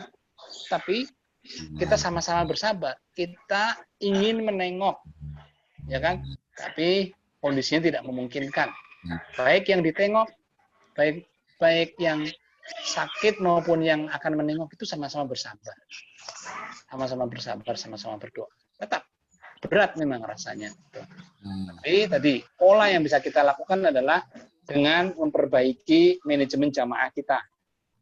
Bagaimana jamaah kita tetap peduli dengan cara yang tentu tidak menyebabkan penularan itu semakin tinggi.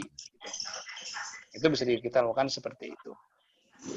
Kemudian yang pertanyaan yang kedua tadi apa ya? Saya agak lupa. Tentang apa ya? Haruskah kita berdoa gitu ya? Oh iya ya, masalah doa. Kan doa, kita prinsipnya gini, kita kan adalah hamba Allah ya. Hamba yang diperintahkan. Dan doa itu termasuk perintah. Karena doa itu adalah doa muhul ibadah. Doa itu adalah intisari daripada ibadah. Maka kalau kita tidak berdoa, bukan sekedar kita tidak ini ya, tapi itu termasuk orang yang sombong. Orang yang tidak mau berdoa, ngapain sih kita berdoa? Kan Allah juga tahu itu termasuk orang yang sombong. Orang yang sombong. Sedangkan bahkan dalam kita berdoa pun kita diminta doa dengan merendahkan diri kita. Ya, dengan penuh ketaatan, dengan penuh pengharapan dan penuh kekhawatiran. Ya, dengan penuh khaufan wa tama'an. Kalau di dalam surat itu As-Sajdah ayat 16. Al-A'raf ya. Ya, itu. Nah, kita kan di situ kan kita diminta, diperintahkan untuk seperti itu gitu. Terus kalau dia mengatakan nggak usah berdoa, Allah juga tahu. Dari mana itu? Pendapat itu dari mana? Jelas-jelas Allah. Sedangkan dalam berdoa pun kita diperintahkan untuk merendahkan diri. Ya, untuk merendahkan suara kita. Ya, penuh kekhawatiran dan penuh harapan. Ya, penuh ketakutan dan penuh harapan, jangan-jangan doa kita nggak dikabulkan. Gitu. Ada loh, kita harus perlu tahu. Ada hal-hal yang menyebabkan doa kita nggak dikabulkan loh. Ada. Di antaranya kemaksiatan yang kita lakukan, ya kan? Lalu tadi kita tidak mau melakukan amar ma'ruf nahi mungkar. Lalu apalagi? Banyaklah yang menyebabkan doa kita tidak dikabul oleh Allah Subhanahu wa taala. Maka kita harus ya begitu itu doa itu benar-benar harus diamalkan, diperintahkan. Qala du'uni astajib lakum. Seperti itu. Itu al-mu'minun ampuh. Kafir itu. Kita al-mu'minun curang ampuh. Udah disebutkan. Pak Ustadz. Halo. Pak Ustadz. Halo, Pak. Ya, silakan. Yang terakhir, apakah tadi Allah bisa merubah ketentuan yang sudah Allah berikan kepada kita? Misalnya, kita kan berdoa, ya Allah, panjangkan umur saya, murahkan rezeki saya. Nah, pertanyaannya, apakah usia kita bisa ditambah oleh Allah karena permintaan kita? Terima kasih. Takdir ya, tentang takdir, Ustaz. Ya. Ya, ini saya masih, masalah ini saya agak kurang paham. Nanti ini ya, saya memang pernah dapat pengetahuan ya, pernah mendapatkan sedikit pengetahuan tentang salah satu yang bisa mengubah takdir itu adalah doa. Itu salah satunya doa, karena ternyata doa itu dapat mengubah takdir. Ya, itu salah satu ininya. Nah, itu salah satu hikmahnya daripada berdoa. Bahkan ada kasus, ingat kan Ibrahim itu didatangi oleh temannya, ya kan? Lalu temannya itu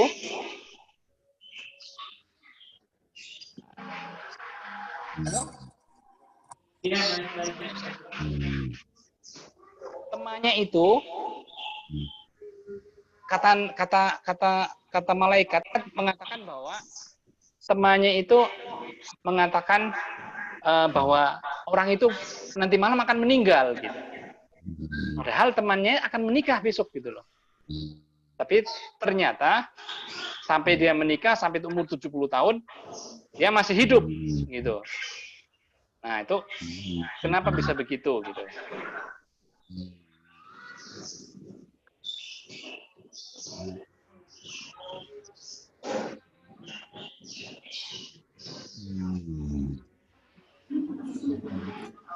Halo? Iya. Ya, cukup Pak Ustadz. Oke. Halo, Ustadz? Ya. Oke. Satu lagi pertanyaannya Ustadz Unan tentang hadis yang generasi yang jelek akan digantikan dengan generasi yang baik. Ya. Itu sebenarnya kalau generasi yang seperti itu ketika kerusakannya itu sudah sangat-sangat akut. Artinya sudah tidak ada lagi suara azan, sudah tidak ada lagi orang yang sholat, itu besar kemungkinan. Seperti yang terjadi pada Nabi Yunus ya, Nabi Nuh, ya kan? Orang dihancurkan dan kemudian datanglah generasi baru itu. Tapi kalau seperti ini, insya Allah kita bagaimanapun masih banyak orang yang baik.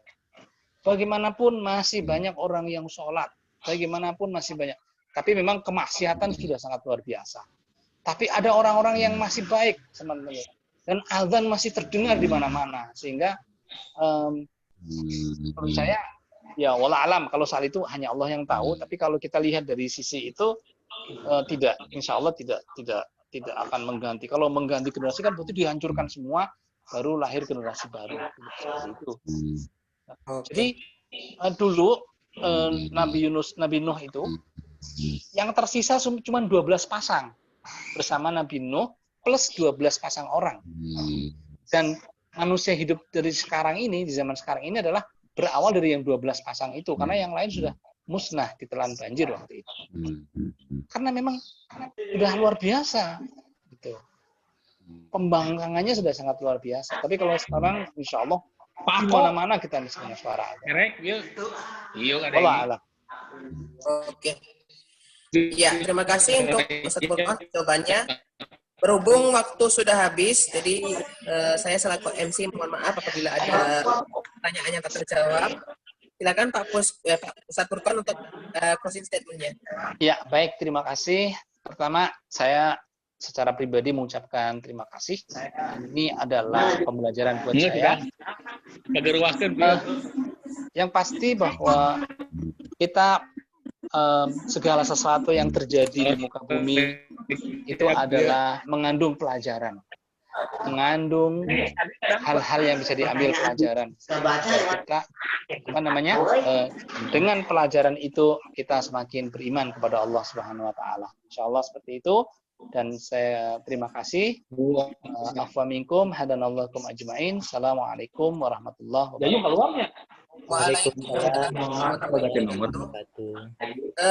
Terima kasih kami ucapkan kepada Ustadz Furqon Hidayat SPD yang telah menyampaikan materi pada pagi hari ini, dan saya juga mengucapkan terima kasih bagi para jamaah yang sudah berpartisipasi dalam pengajian PP IDMI edisi hari ini. Saya selaku MC mohon maaf apabila ada salah tutur kata dan dalam membawakan acara melakukan tindakan yang kurang berkenan. Mari kita akhiri acara kita dengan baca hamdalah bersama-sama dan doa kafaratul majlis. Alhamdulillahirabbil alamin.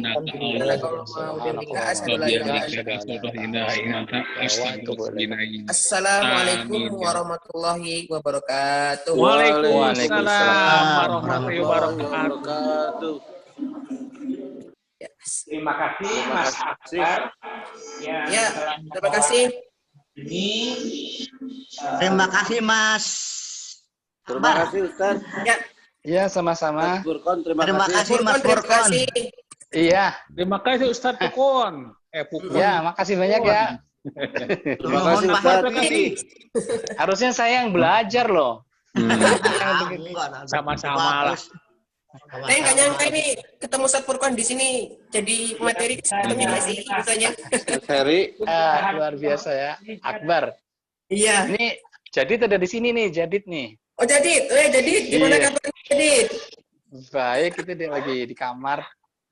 Kapan main ke Jogja ini? Iya ya, kapan ya? Iya ini. Udah lama ini. Insyaallah. Udah lama ketemu, nanti kalau main kabar-kabar lah ya. Ya, boleh.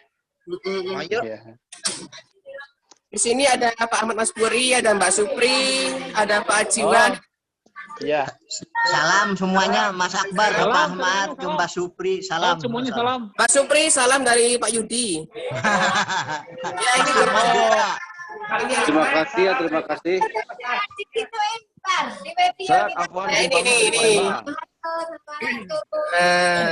Ini ada Pak Furqon, ada Pak Yudi dan Waalaikumsalam. Waalaikumsalam warahmatullahi wabarakatuh. Pak April mana Pak April? Tadi nyari Mbak Supri, Pak April.